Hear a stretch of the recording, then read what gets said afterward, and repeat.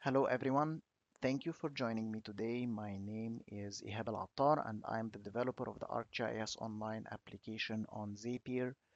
Today I'm going to be walking you through an integration between Google Sheets and ArcGIS Online.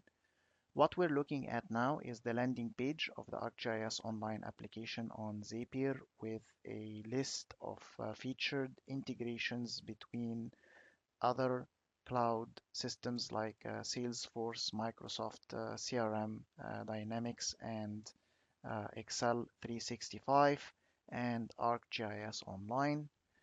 For today's walkthrough, we use a Google Sheet called Offices that has some fields which include address information like the street and the city. We also use a corresponding feature layer on ArcGIS Online called Offices. Let's make sure that the layer is empty, clean for the time being. We'll delete this point and go to um, Zapier dashboard and start making a zap. Now, the trigger in this case is Google Sheets. So I'm gonna pick Google Sheets as my trigger app for the first step, and I'm going to be listening to the event of adding any new rows to my spreadsheet. Click Save and Continue, and I'm going to allow access to my Google account. Once I do so, I get to list the spreadsheets, including the one called Offices and the worksheet here called Offices. Click Continue, and we fetch the first record successfully, and the name Jonathan Gamble, North York, and this is what we actually see here on the spreadsheet. Back to the Zap, we click continue, and the second step, we are going to use the ArcGIS Online application on Zapier. What we see now is a list of the supported actions that have been developed so far on the application. For this step, we're going to use the geocode address action, and we are going to create a connection to ArcGIS Online.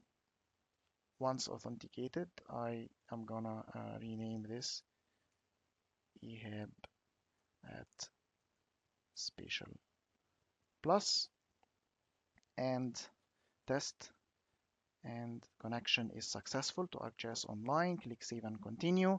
And in this step, we are going to prepare the address. And in order to do so, we fetch the street field from the spreadsheet and type a comma and provide the city for a valid address for geocoding. And we pick a target projection, click continue, and behind the scene, now we are going to hit ArcGIS Online and do the geocoding. We fetch the lat and long successfully, so this call went through.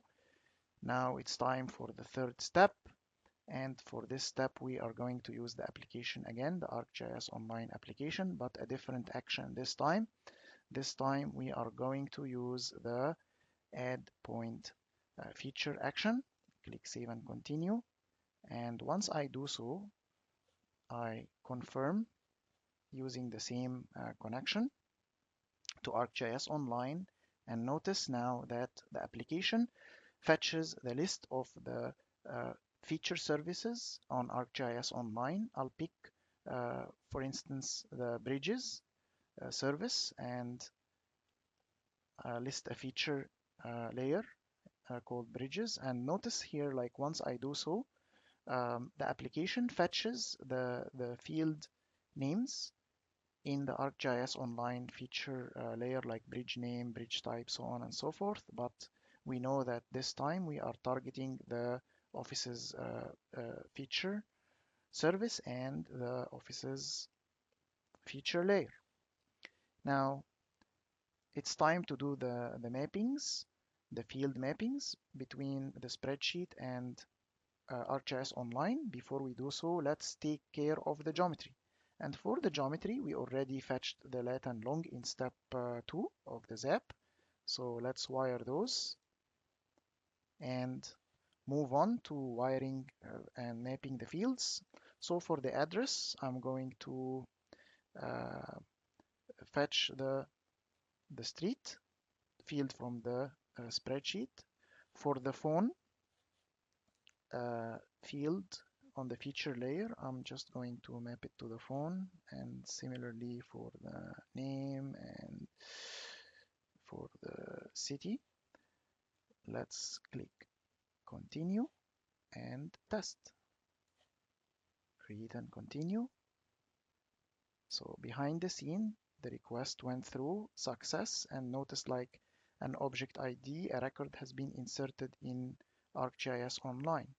Let's go to the feature layer and pan, and off we go. Now we see that the point has been inserted successfully. Let's go back to our Zap. We are almost done. Let's click finish and give the Zap a name. Let's call it Google to Esri. Turn the Zap on. Now the Zap is going to be listening to all the changes, any changes that take place in my spreadsheet, and take care of copying the data over regularly. It's going to poll my spreadsheet every maybe 5 minutes and bring this data over. But for the purpose of this walkthrough, I'm going to force the Zap to run.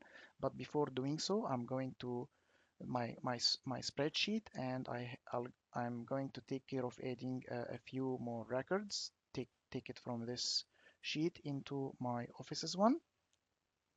So I add the three rows in, and now notice saving. Make sure that the changes have been saved before going back to the Zap and forcing this to run. Let's see now. Notice how this is triggered on three new rows, and we see like ArcGIS Online geocode address successful, and adding the point is successful. Let's go to the layer, click pan, and yes, we see now 4 records instead of 1. So what we've seen now is basically a near real-time integration between Google Sheets and ArcGIS Online. Bear in mind that Zapier supports more than 500 um, cloud applications, and some of them do support outbound messages like Salesforce. And once we do these integrations with the clouds that support outbound messages, the integrations that we build using this application, the ArcGIS Online on Zapier, become real time. This concludes today's walkthrough. Please visit my blog, spatialplus.net, for a list of supported integrations and Zaps. Thank you for watching.